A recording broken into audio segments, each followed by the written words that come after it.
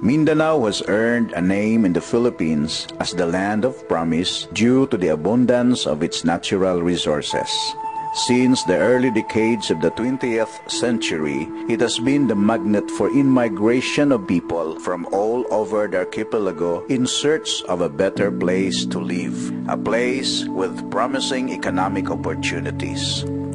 For this reason, many Christians have come to settle alongside the island's original residents, the Lumads, the Christians, and the Moro people.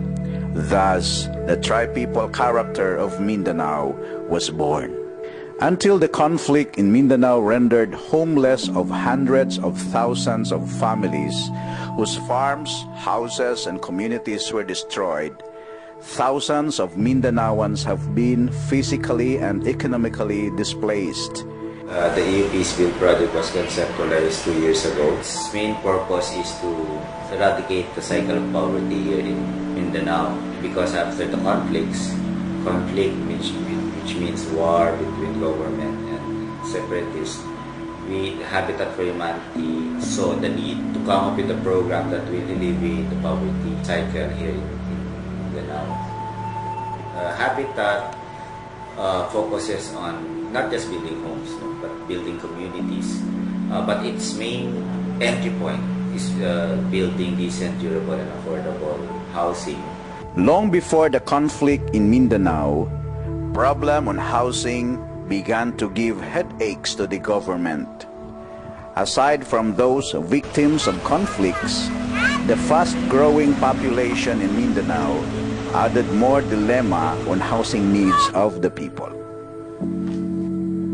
Problem of housing in San Jose resulted to the internally displaced families because they were victims of social armed conflict. So because they want to save their lives, they have to transfer from one area to another area, and so they find it peaceful to stay in Fatandao. Ang among kinabuhi kaniadto lisod, ang among balay gailismi, matag tuig gailismi balay kay gatuluman, lukay ang among atop, among bungbong kanang kawayan nya dali magubok. Kulungod sa kawadon, among antusan lang ang kalisod anak. Unsaon taman mao man among kinabuhi. All developmental workers doesn't believe on dole out.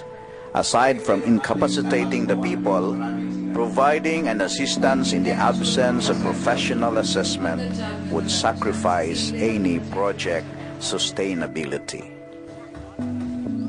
Repayment, one major principles or moral values of Habitat is that we don't give dole out.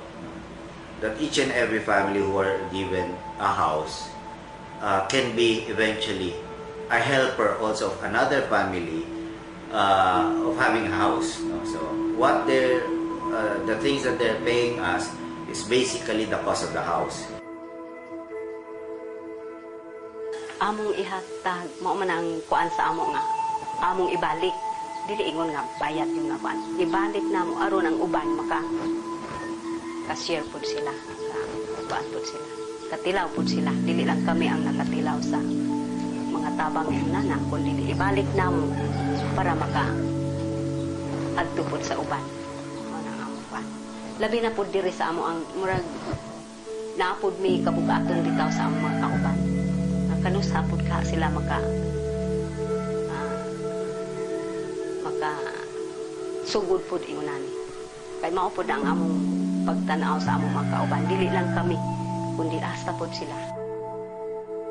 The Peace Build project basically is a people-centered project that really provides concrete support and intervention to the families that were displaced and have experienced war before.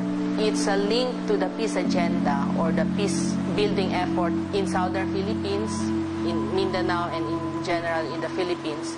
It basically not just provide the communities or the household a house to live, but it also capacitate them.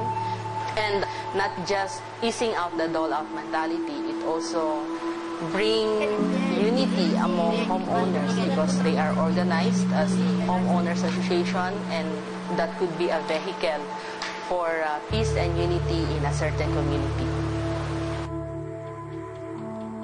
The European Union-assisted Build for Peace in Mindanao project provides a great impact to the beneficiaries. In providing them decent and durable homes, their lives have changed.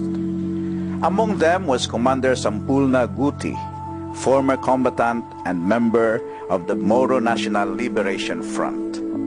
Talagang pinakahirap